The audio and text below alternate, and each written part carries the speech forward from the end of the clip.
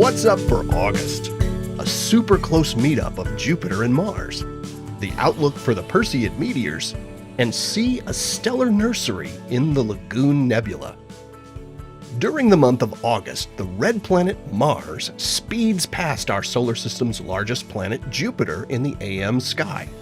They have an extremely close pair-up called a conjunction on August 14th when they'll appear just a third of a degree apart, which is less than the width of the full moon. The view from NASA's Eyes on the Solar System reveals the two planets arranged along the same line of sight, which is why they appear so close together in the sky at this time.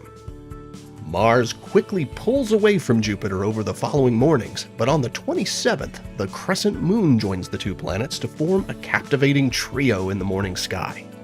Saturn flies solo most of the month on the opposite side of the sky, though the moon chases close behind the ring planet on August 20th. The pair rise shortly after dark and trek toward the west together until dawn. The warm summer nights of August in the northern hemisphere make the Perseid meteor shower an annual favorite. This year's peak night for Perseids comes on August 11th and into morning twilight on the 12th. Provided you have clear skies, viewing conditions will be favorable this year as the moon sets by around 11:30 p.m. local time. Meteor activity picks up from then until dawn. From darker viewing locations, meteor counts of 50 to 75 per hour are pretty normal at the peak. The Perseids appear to originate from a place in the sky that rises in the northeast, so lie back and face roughly in that direction, but try to take in as much of the sky as you can in your view, as meteors can appear all over. All the stars in the sky share a common origin in giant clouds of gas and dust called nebulas. And one such stellar nursery, the Lagoon Nebula, is well placed to observe in the August sky. The Lagoon Nebula will feel familiar to you if you've ever observed the Orion Nebula, with the latter being just a bit brighter.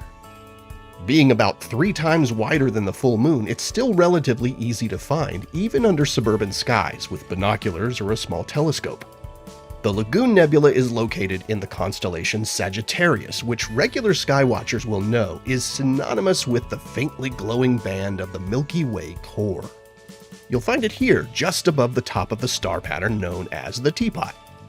The nebula is located about 4,000 light-years away. Its oblong structure is about 100 light-years long by about 50 light-years wide. It's a cauldron of intense star-forming activity, with many young stars blazing brightly, causing the surrounding gas to glow.